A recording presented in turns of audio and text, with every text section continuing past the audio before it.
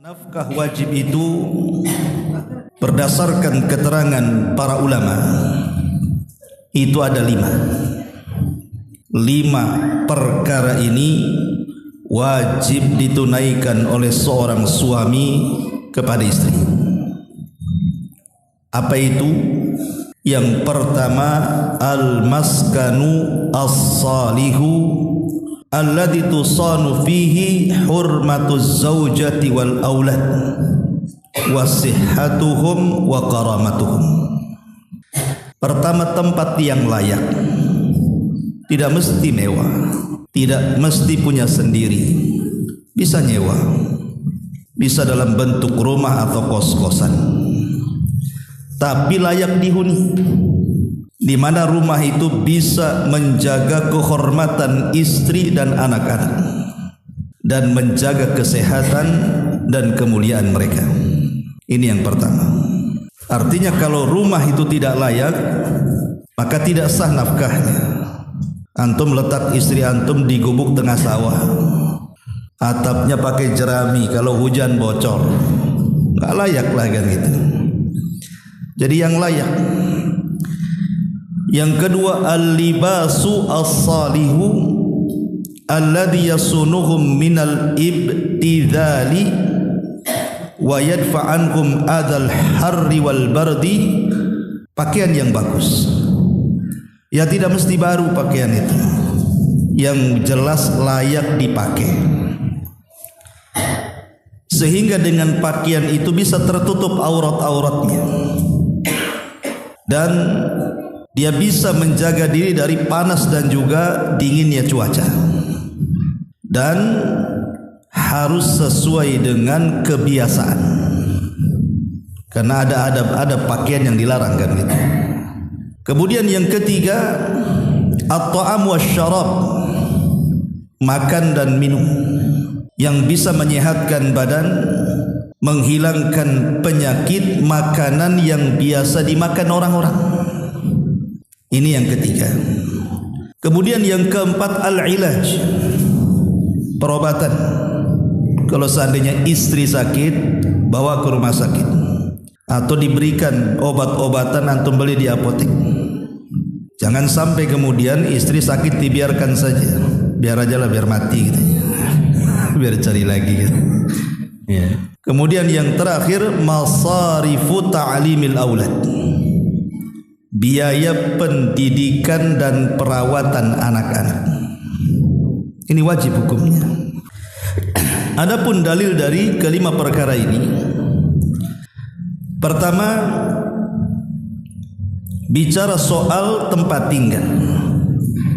Maka Allah Subhanahu wa taala berfirman dalam surah At-Talaq ayat 6, askinuhunna min haitsu sakantum mi wujdikum wa la tudaruhunna litudayyiqu alaihinna. Berilah tempat mereka, maksudnya para istri itu, di mana kamu bertempat tinggal menurut kemampuanmu. Ya, kemampuan saya hanya nyewa kos-kosan, ya tidak apa-apa, yang penting layak huni. Jangan pula antum ajak istri nginep pula di kolong jembatan, kan nggak layak. Ya. Kemudian Allah Subhanahu wa taala katakan, dan janganlah kamu menyusahkan mereka para istri untuk menyempitkan dada-dada mereka. Karena tempat yang tidak layak huni tadi, hujan kehujanan, panas kepanasan, sama aja tidak punya rumah. Ya. Ini dalil yang pertama. Adapun dalil tentang memberi makan, memberi minum dan juga pakaian, maka disebutkan dalam surah Al-Baqarah ayat 233, wa 'alal mauludi lahu rizquhunna wa kiswatuhunna bil ma'ruf. Dan kewajiban seorang ayah menanggung nafkah dan pakaian mereka dengan cara yang patut. Menunjukkan bahwa di antara rizki yang harus diberikan kepada keluarga adalah pakaian.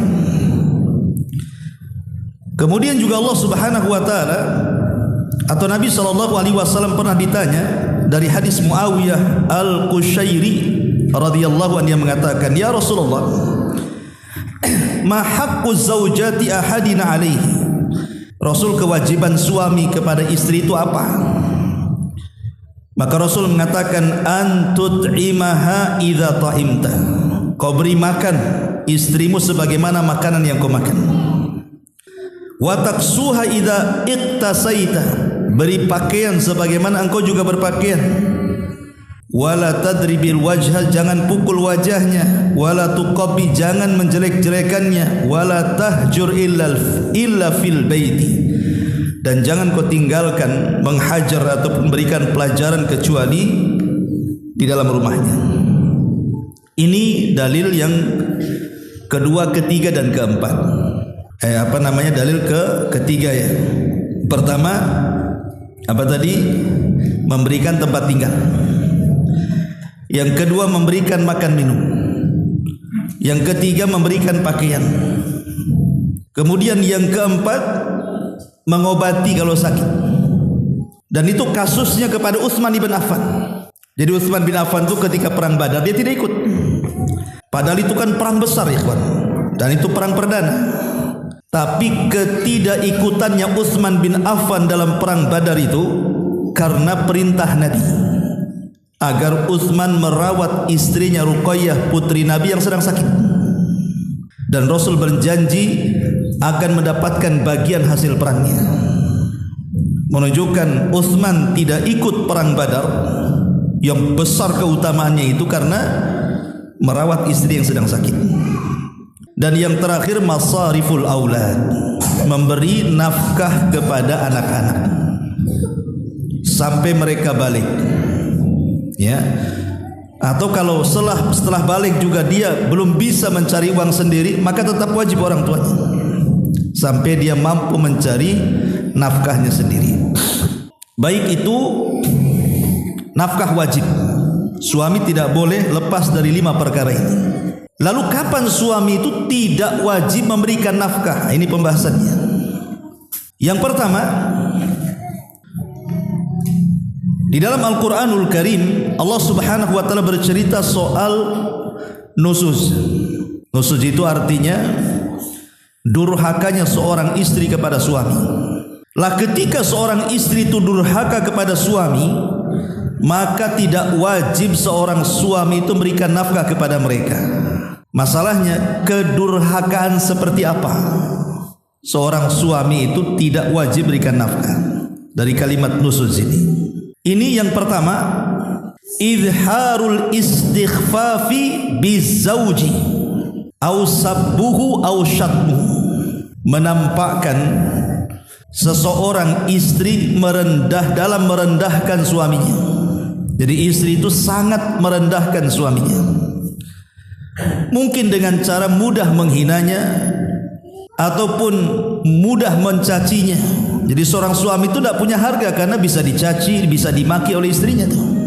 Atau mungkin seorang istri membanggakan keluarganya dan menghina keluarga suami. Atau mungkin seorang istri dikit-dikit minta cerai padahal tidak ada sebab yang mengharuskan dia minta cerai.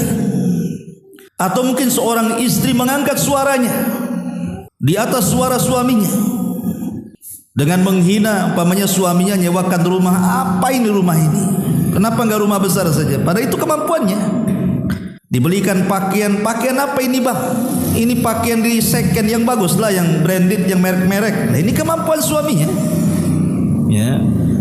Atau mungkin dia menganggap dirinya lebih baik daripada suaminya, karena mungkin merasa pendidikannya lebih tinggi kan begitu ya. Atau kecerdasan IQ-nya lebih daripada suaminya, atau sering mengeluh, atau yang lainnya. Lah ini kalau sudah menampakkan seorang istri dan dia sudah merendahkan suaminya, maka suami tidak wajib menafkahi. Kenapa? Karena seorang suami itu qawwamuna 'alan nisa. Dia pemimpin. Kalau pemimpin direndahkan, macam mana akan jadi pemimpin? Ya. Ma'asyiral muslimin wal muslimat rahimani wa rahimakumullah. Ada sebuah hadis yang dikeluarkan Imam Bukhari. Hadis ini terdapat dalam kitab Adabil Mufrad karya Imam Bukhari, di mana seseorang datang kepada Nabi SAW ditanya dan bertanya soal wanita yang rajin sholat malam, yang rajin puasa sunnah, yang rajin bersedekah, yang rajin melakukan kebaikan, tapi lisannya selalu menyakiti tetangganya. Apa kata Rasul? La khaira fiha, wanita itu tidak punya kebaikan sedikit pun. Bal hiya min ahlin nar, bahkan wanita itu termasuk penduduk neraka. Kalau saja seorang istri tajam lisannya kepada tetangganya, dikatakan tidak punya kebaikan dan dikatakan wanita penduduk neraka, macam mana kalau tajamnya lisan itu diarahkan kepada suaminya? Apalagi hukumannya? Sama tetangganya aja dibilang, kata Rasulullah, khaira fiha, tidak ada kebaikannya. Naudzubillah. Ini yang pertama. Jadi kalau istri antum sudah merendahkan antum, jangan kasih nafkah. Karena nafkah itu muqabilul khidmah. Kenapa kita ngasih nafkah sama istri kita coba? Karena istri kita menghormati kita. Dia mau berkhidmat kepada kita. Ini yang pertama. Yang kedua, taksiruha fi mahamihi min khidmatihi wa nadhafati darihi wa riayati auladihi wa tarbiyatihim wa ghairiha. Malas melakukan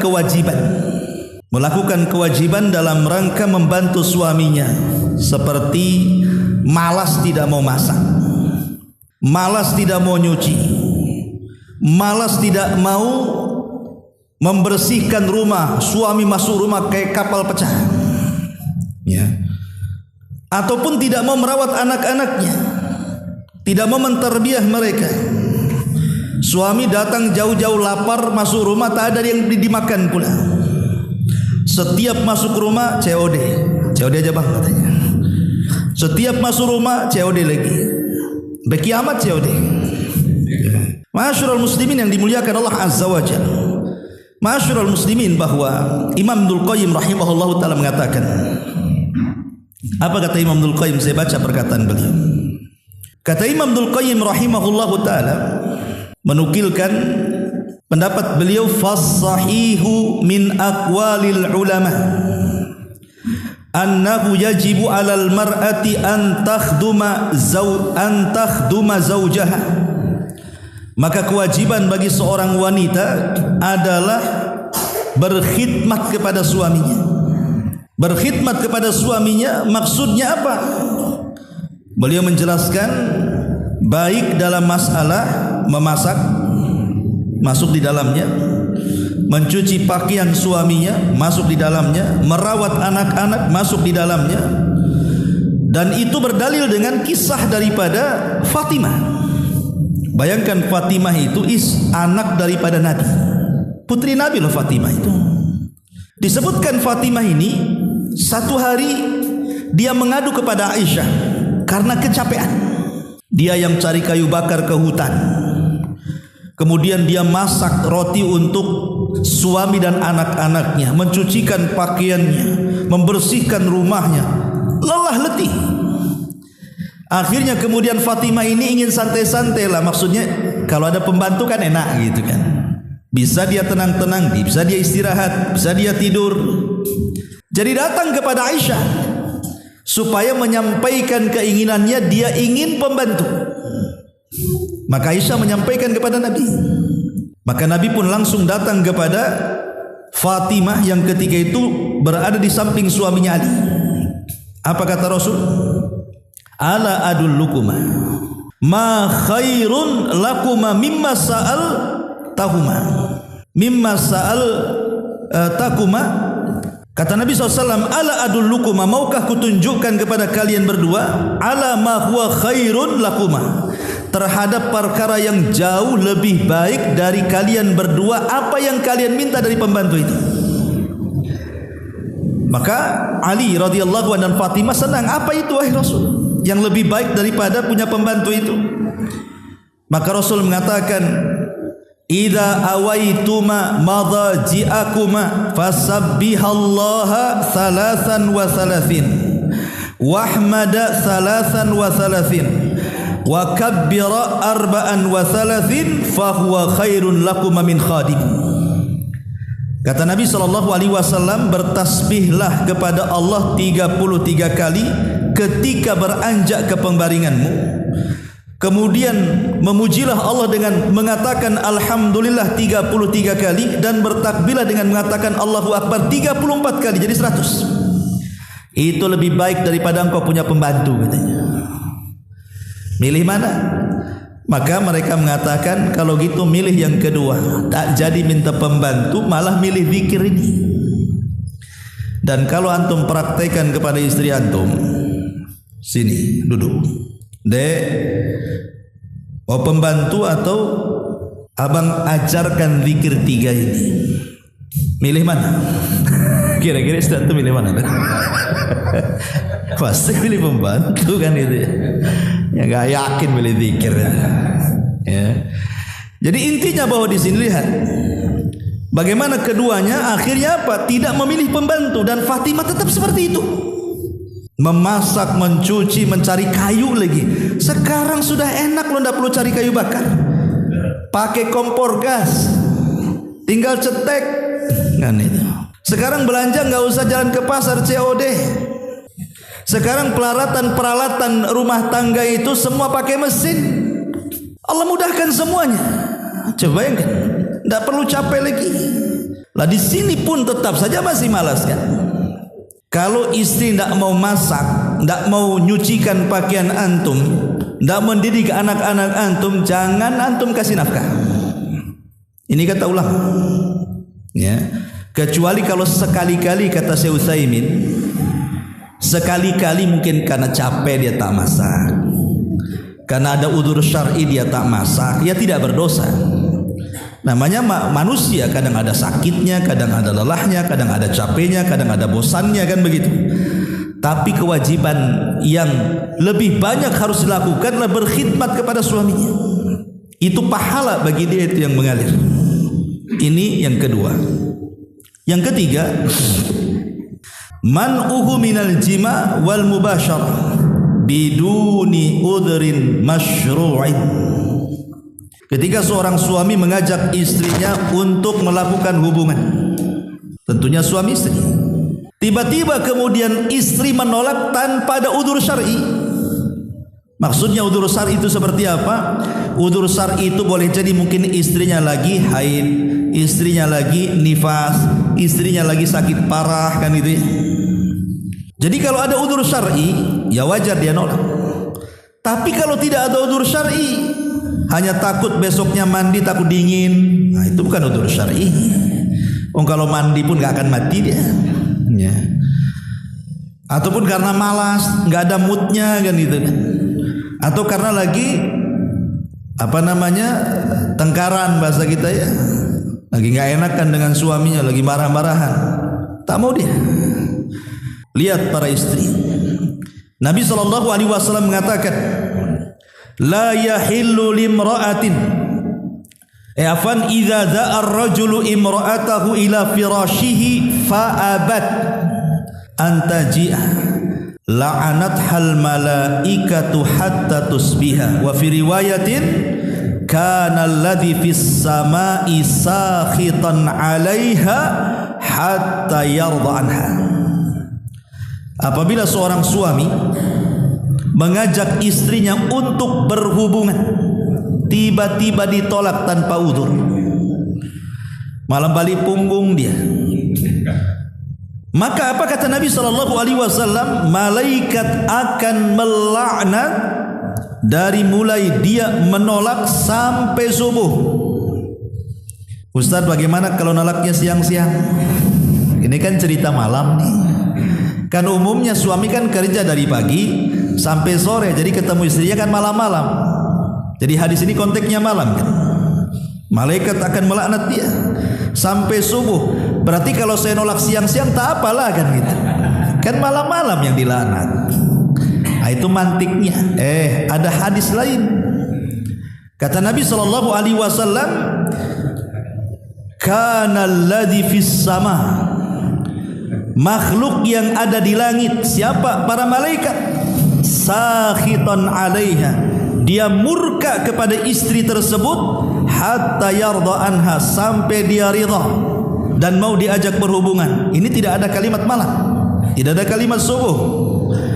Artinya mau malam mau siang tetap tidak boleh menolak. Lihat, ada hadis Nabi SAW yang sangat-sangat khawatir atau mengkhawatirkan. Dengar nih para istri. Hadis ini dari Abdullah ibn Umar radhiyallahu anhu. Apa kata Nabi SAW? Dan hadis ini disahihkan oleh Syekh Nasiruddin Al-Albani.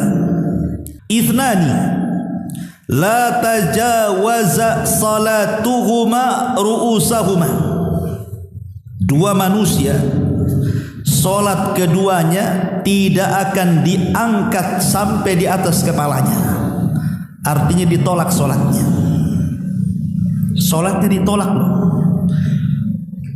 Salah satunya kata Nabi SAW, wamra'atun asad zawjaha, ketika seorang istri bermaksiat kepada suaminya, tidak mau dia melakukan ajakan suaminya, bermaksiat kepada suaminya.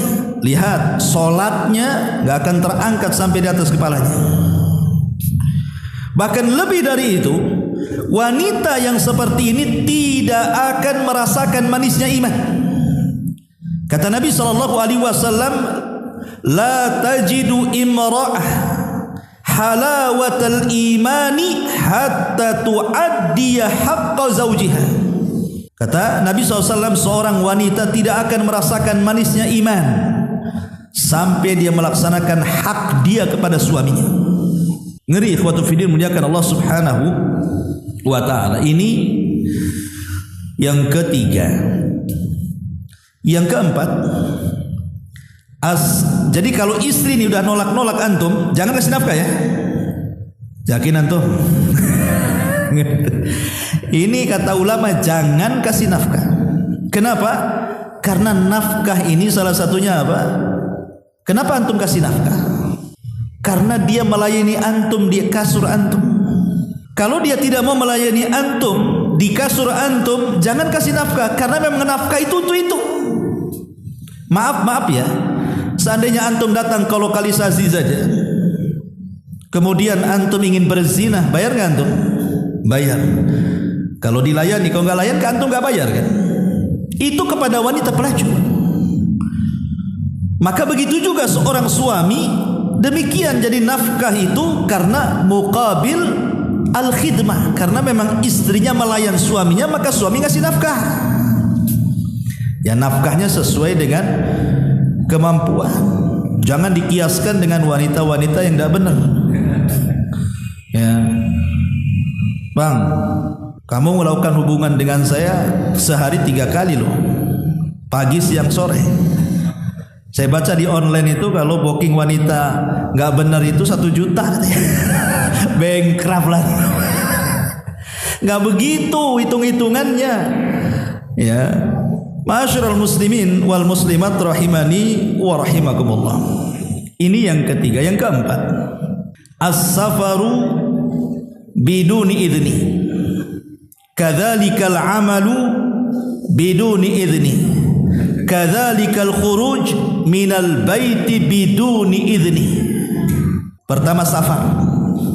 Antum datang ke rumah, tidak ada istri, rupanya safar. Safarnya pulang kampung dia. Lah, kenapa kau tak kasih tahu dek kau mau pulang kampung? Tahu udah di kampung aja dia. Ataupun bekerja, tahu jadi bekerja di PT aja, suami tak tahu kapan daftarnya, tahu masuk kerja saja.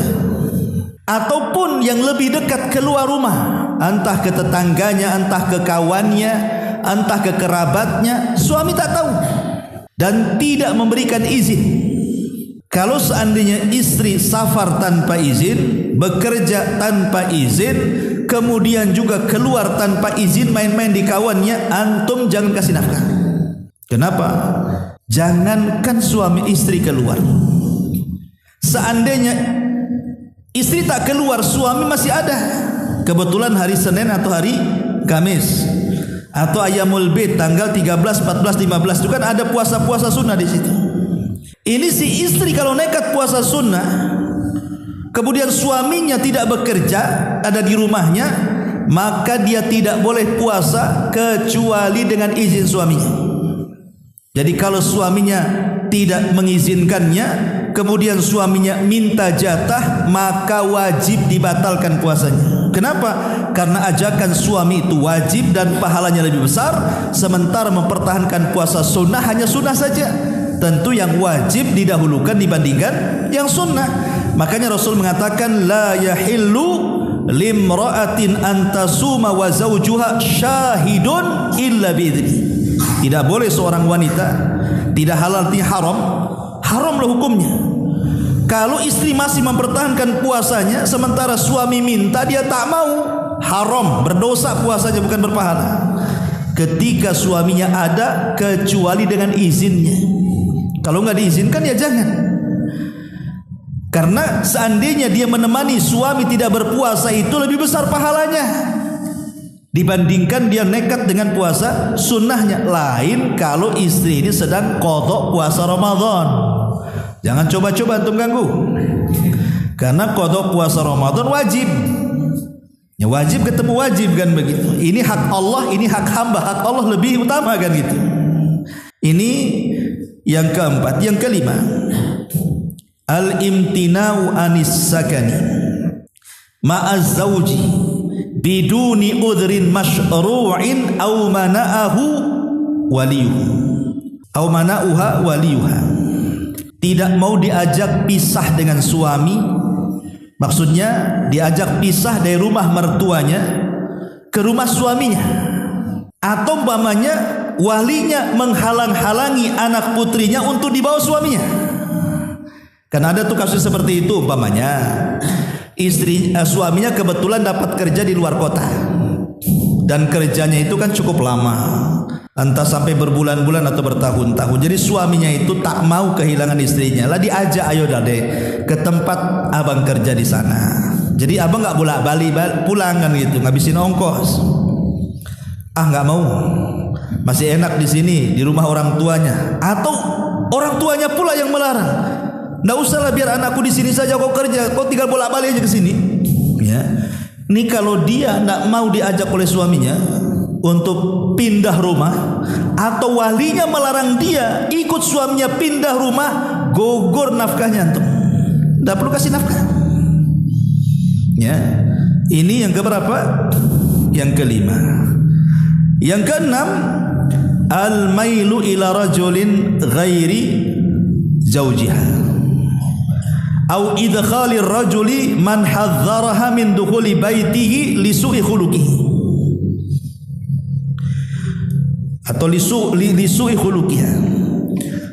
Seorang istri lebih mencintai orang lain dibandingkan suaminya. Mungkin ingat mantan. Nah, ini bahaya. Ya, ikat mantan, atau sering nonton apa itu drakor, drama Korea. Tengok kok artis Korea ini kok ganteng-ganteng putih-putih, nengok suaminya hitam kelam. Hitam legam, bukan kelam, legam lagi, udah pesek lagi kan, kriwel. Akhirnya tidak suka dengan suaminya, dia hanya melaksanakan kewajiban saja. Jadi kalau suaminya ngajak itu hanya melaksanakan kewajiban saja, yang dibayang itu bukan suaminya yang sedang meniduri dia, tapi artis Koreanya itu. Ini bahaya ini.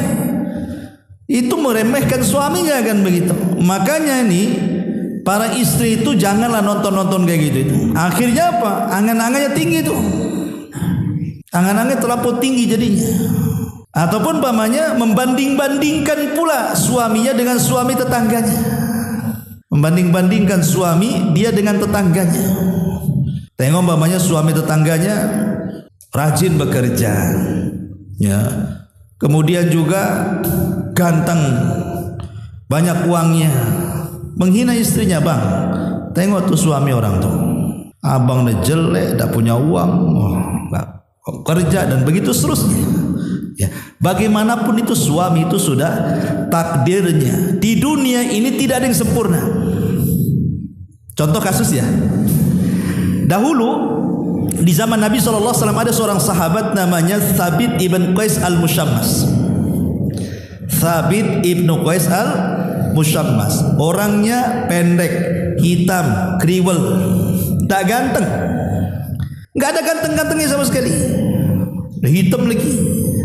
Tapi dia di hadapan Rasul orang mulia. Kenapa?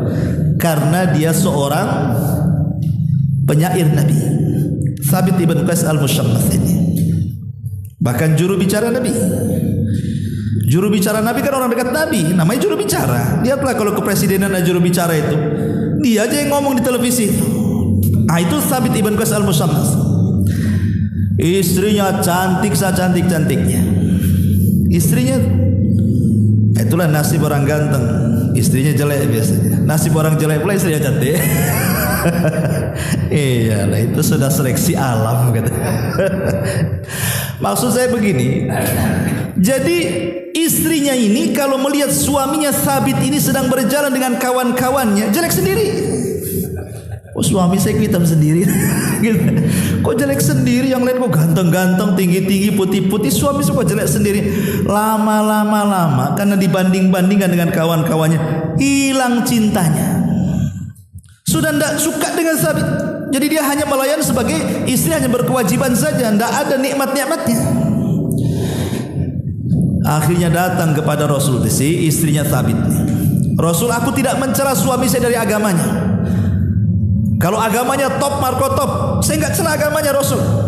Masalahnya, aku sudah tak cinta dengan dia. Aku takut banyak kufur kepada suamiku. Bisa enggak aku pisah dengan suamiku, katanya. Kata Nabi SAW, ya tunggu dulu lah, aku panggil dulu suamimu. Dipanggil suaminya Thabit. Thabit, lihat istrimu mau khulu, gugat cerai. Dia tak cinta lagi dengan Thabit. Thabit, mana mau aku, katanya. Cari istri lagi, belum tentu dapat yang cakap, kata Thabit. Tapi bagaimana istrimu mendesak? Akhirnya Thabit pun tidak bisa apa-apa. Sampai Rasul mengatakan kepada istrinya, oke, aku kabulkan keinginanmu, tapi maukah engkau mengembalikan kebun Thabit yang luas itu yang dulu dijadikan mahar untukmu? Jadi kalau perempuan gugat cerai, dia harus mengembalikan mahar.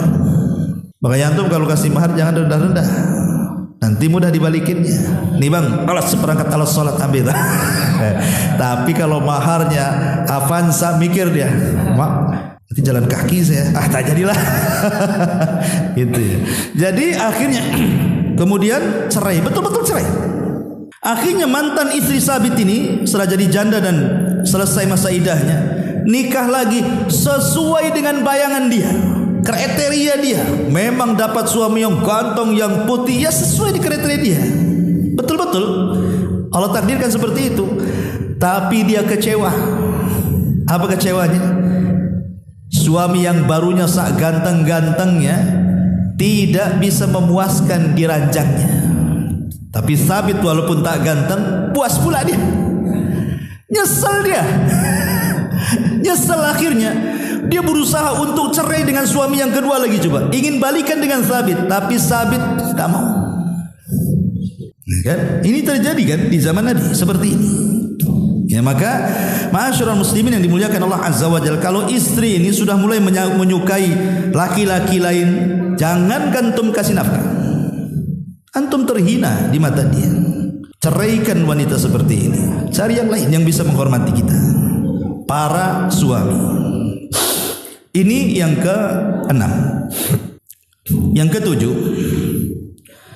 kalau istri melakukan kriminal kemudian ditangkap polisi dan masuk penjara, entah kriminal berat, entah kriminal ringan, yang jelas dia akhirnya ditangkap polisi masuk penjara, maka kalau posisi istri dalam penjara, kita selaku suami tidak wajib menafkahi.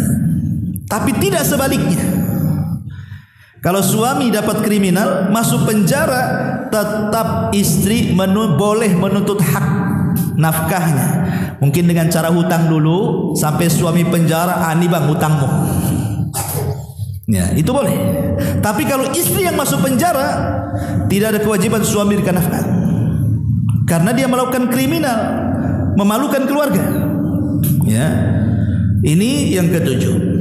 Yang kedelapan, atau mungkin si istri ini murtad dari Islam. Jelas-jelas murtad. Pemain tiba-tiba dia muslim, tahu-tahu jadi Nasrani. Memang boleh, tetap pernikahannya sah-sah saja walaupun dia murtad dari Nasrani, karena wanita yang sah dinikahi itu kalau dia ahli kitab, Yahudi ataupun Nasrani kan. Tapi kalau sudah beda keyakinan, ikhwan, antum tidak perlu ngasih nafkah karena dia murtad dari Islam. Ya. Maka orang yang murtad jangan dikasih nafkah. Ini yang kedelapan. Yang kesembilan, atau butlanul aqdi au fasad. Butlanul aqdi wa fasad. Mungkin ketika akad kurang syaratnya. Mungkin dia nikah tanpa wali, nikah tanpa saksi gitu ya. Pokoknya syarat-syarat pernikahannya kurang, akhirnya akadnya batal. Nah, ketika seperti ini ya namanya batal pernikahannya, apa yang mau dikasih? Ya, ini juga yang ke-9. Kemudian yang ke-10, kalau menikahi gadis yang di bawah umur. Seperti Rasul kan pernah menikahi Aisyah kan? Kan di bawah umur 6 tahun. Baru digauli umur 9 tahun. Artinya kalau masih di bawah umur dan dia masih tinggal di rumah orang tuanya, maka suami tidak wajib menafkahi sampai dia balik dan dilakukan hubungan intim, baru disitulah wajibnya ngasih nafkah. Ya. Atau yang ke-11, inqidha'ul muddah at-talaq. Suami menceraikan istri. Kalau masih di masa idahnya, maka kewajiban suami tetap memberikan nafkah karena itu masih istri dia. Tapi kalau habis masa idahnya, berarti dia bukan istri lagi, dia berhak nikah sama orang lain, maka tidak wajib berikan nafkah. Dan iddah itu rata-rata 3 bulan atau 3 kali haidan atau 3 kali sucian. Nah, maka itu selama 3 bulan wajib suami memberikan nafkah walaupun sudah diceraikan. Kecuali kalau sudah lewat 3 bulan atau 3 kali sucian haid, maka tidak wajib, bukan istrinya lagi. Kenapa masih wajib dinafkahi? Itu pun kalau talak 1 dan talak 2 ya. Talak 1 dan talak 2 ya. Kecuali talak 3 dan istrinya hamil, lain itu nafkah tetap karena dia sedang hamil menafkahi anaknya dalam perutnya kan. Maka di masa iddah ini tetap ngasih nafkah karena itu posisinya masih istri dia, bisa saja rujuk nantinya. Tapi kalau sudah masa iddahnya habis, tidak wajib ngasih nafkah, bukan istri lagi. Ya, ini yang nomor 11. Ya. Kemudian yang nomor 12, atau umpamanya istri melakukan kezaliman. Anggaplah istri melakukan nusus, selingkuh umpamanya, naudzubillah. Istrinya selingkuh. Akhirnya istrinya maaf sama suaminya, pengen kembali. Pokoknya saya janji tidak akan selingkuh, Bang. Janji, swear katanya bahasanya kan. Oke, nggak apa-apa aku rujuk lagi, tapi tidak kasih nafkah kau setahun. Itu namanya perjanjian kan. Dari tobatnya istri ingin kembali kepada suami, suami ngasih syarat seperti itu. Kau boleh rujuk kepada aku setahun ini, kau nggak kasih nafkah. Kan itu. Itu boleh. Ya, karena kebaikan suami mau kembali kan. Suami sebenarnya pengen pisah, tapi karena kebaikannya suami tetap mau rujuk, maka dia ngasih syarat. Maka yang seperti itulah yang kemudian 12 perkara ini kalau ada pada istri antum, jangan antum kasih nafkah. Catatan ikhwan, tapi kalau seandainya mungkin suami istrinya itu disuruh sholat, ya kadang mau kadang tidak, disuruh berhijab kadang mau kadang tidak, maka ini tidak gugur. Ya, karena dia bermaksiat kepada Allah, bukan kepada suami kan gitu. Itu kan hak Allah, bersolat, pakai hijab itu kan hak Allah, maka tidak gugur. Kecuali kalau sampai tingkat kekufuran, tidak sholat selamanya, itu orang kafir itu. Kalau nggak sholat selamanya, ngapain antum serumah dengan orang kafir? Ya, tapi kalau dia masih sholat sekali-kali lah, malas. Sekali-kali pakai hijab, kadang-kadang tak pakai hijab gitu ya, maka tetap masih wajib menafkahi. Ma'asyiral muslimin wal muslimat rahimani wa rahimakumullah. Lalu kewajiban antum ini namanya nusuz, penyelewengan, kemaksiatan, merasa besar diri istri di hadapan suami, antum tidak wajib. Obatnya apa? Antum kalau menghadapi istri seperti ini, maka berdasarkan nas Al-Quran ada 3 obatnya. Ya, kalau antum menghadapi istri yang tidak wajib antum nafkahi kepada mereka karena kurang ajarnya istri atau maksiatnya istri kepada kita para suami. Disebutkan di dalam Al-Quran, tepatnya surah An-Nisa 34, wallati takhafuna nusuzahunna fa'idhuhunna wahjuruhunna fil madhaji' wadribuhunna fa in ata'nakum fala tabghu 'alaihinna sabila. Dan wanita-wanita yang kau takuti melakukan nusus, penyimpangan, kemaksiatan, kurang ajar dengan suami, apa kata Allah obatnya? Yang pertama, fa'idhuhunna, nasihati. Selain antum tahan nafkahnya, nasihati istri dengan baik. Ini yang pertama, dengan baik, dengan lembut, nasihati ya. Mudah-mudahan dengan nasihat itu dia bisa berubah. Sudah antum datangkan ustaz, antum ajak lagi ke pengajian, antum belikan lagi buku, antum belikan lagi kaset, diperdengarkan di YouTube macam-macam, kok tidak berubah-ubah, degil kali ini istri ini ya. Maka ada yang kedua, apa itu? Wahjuruhun, antum hajar dia. Hajar itu artinya ada dua makna. Pertama, antum tidak usah ngajak ngomong dengan dia, pura-pura bisu. Bang, diam aja. Oh ya. Jadi antum tampakkan ketidaksukaan dengan diam ya. Mau manggil, mau apa, pura-pura budak. Kalau perlu kapas antum taruh di telinga. Selama berapa hari? Tentunya jangan lebih dari 3 hari. Paling lama 3 hari, dengan niat supaya istri bisa berubah. Atau hajar makna yang kedua adalah antum tidak mau menggaulinya, walaupun dia minta antum tidak mau. Masalahnya antum mau aja. Lagi-lagi ya. Pokoknya antum ngasih pelajaran, karena ini percuma saja dilayan pun tetap aja dia kayak gitu akhlaknya ya kan. Maka antum boleh menghajar, tidak mau berlakukan selama 3 hari saja. Tengok 3 hari ini antum tidak berhubungan dengan dia, antum tidak ngajak ngomong dengan dia, berubah tidak? Kok tidak berubah Ustaz? Bukan degil, keras hati ya. Maka yang ketiga, kata Nabi SAW, wadribuhun, baru engkau boleh memukul. Syarat memukul istri itu ada 2. Antum boleh memukul istri, tapi 2 syarat antum lakukan. Pertama, an yagliba ala dhannihi anna dharbahu yufidu fi ruju'iha. Antum yakin, ini karena sudah ketiga nih, kalau saya pukul istri saya pasti berubah. Kalau antum punya keyakinan seperti itu, silahkan pukul. Tapi kalau antum tidak punya keyakinan, itu percuma, mau dicambuk, mau nggak akan berubah istri saya. Jangan pukul. Antum dah tahu kalau dipukul nggak berubah, kenapa? Ngapain antum pukul? Jadi antum punya keyakinan kuat kalau dipukul berubah, gitu maksudnya. Kalau dipukul nggak berubah, ya jangan dipukul. Tahu ini degilan orangnya. Ya, ini syarat yang pertama. Yang kedua, kalaupun antum tahu kalau dipukul dia akan berubah, syarat yang kedua, alla yakuna dharbun mubarrahan. Tidak boleh dengan pukulan yang menjadikan bekas dalam badannya. Antum ambil gagang sapu, antum sabet kakinya, patah dia. Antum lagi mukul, ngasih pelajaran, antum matahkan kaki orang ya. Nggak boleh.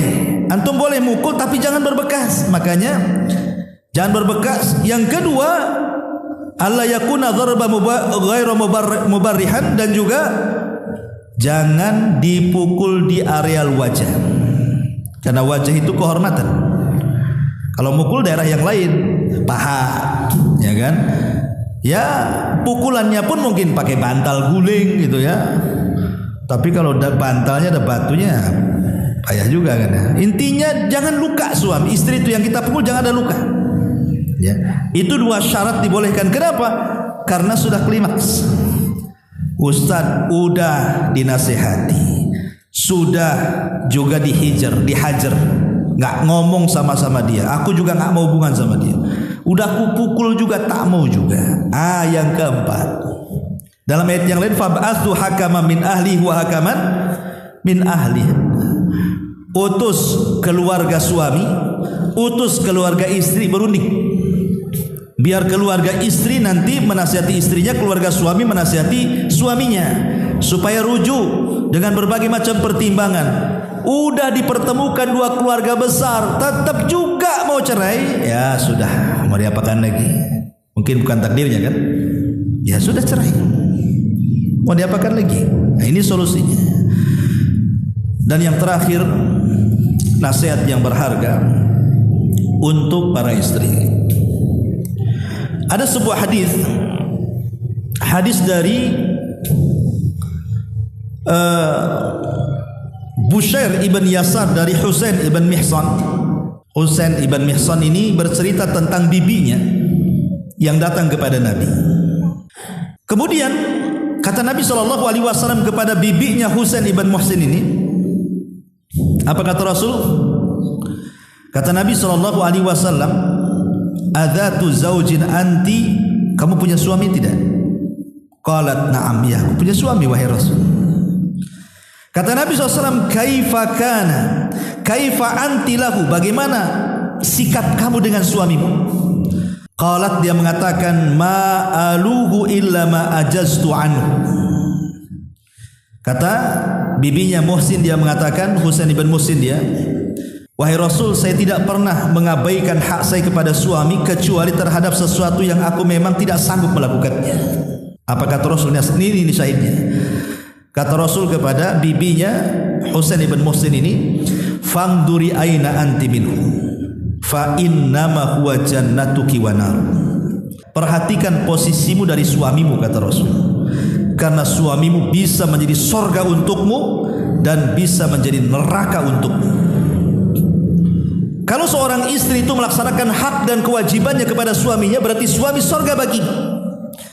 Tapi kalau seorang istri lalai dan abai, tidak melaksanakan hak dan kewajibannya kepada suaminya, maka neraka untukmu. Dan itu dikuatkan dengan hadis Nabi SAW, idza sallatil mar'atu khamsaha wa shamat syahraha wa ata'at ba'laha wa hafidat farjaha qila laha udkhulil jannah min ayyi abwabil jannati tsamaniyati syi'ti. Apabila seorang wanita menjaga sholat 5 waktunya, menjaga puasa Ramadannya, taat dengan suaminya, menjaga kemaluannya, maka kelak pada hari kiamat Allah akan mengatakan kepada wanita-wanita seperti ini, masuklah kalian ke dalam sorga dari 8 pintu sorga yang kau sukai. Lihat syarat masuk sorga, dari 8 pintu sorga yang disukai para wanita adalah mentaati suaminya. Mentaati suaminya. Bahkan Nabi SAW sampai mengatakan, la tu'zi imra'ah, la tu'zi imra'atun zawjaha fid dunya. Kata Nabi SAW, tidaklah ada seseorang istri yang kurang ngajar dengan suaminya di dunia, illa qalat zawjatuhu minal huril in, kecuali bidadari sorga akan berkata. Jadi ketika suaminya disakiti oleh istrinya, bidadari sorga akan berkata, apa kata bidadari sorga? Qatalakillah, semoga Allah membunuh. Marah bidadari itu, antum dibela bidadari itu, ya. Semoga Allah membinasakan kamu, kata bidadari. Fa innama huwa indaka dakhil yushiku an yufariqaki ilaina. Kata bidadari di sorga, suamimu adalah tamumu sementara saja, jangan kau sakiti, karena sebentar lagi suamimu akan meninggalkan kamu dan akan mendatangiku, katanya. Lihat, bidadari surganya bisa marah. Ya, ma'asyiral muslimat yang muslimin wal muslimat rahimani wa rahimakumullah. Oleh karena itulah maka hati-hati bahwa seorang istri apabila melakukan nusuz, maka suami tidak berhak untuk memberikan nafkah.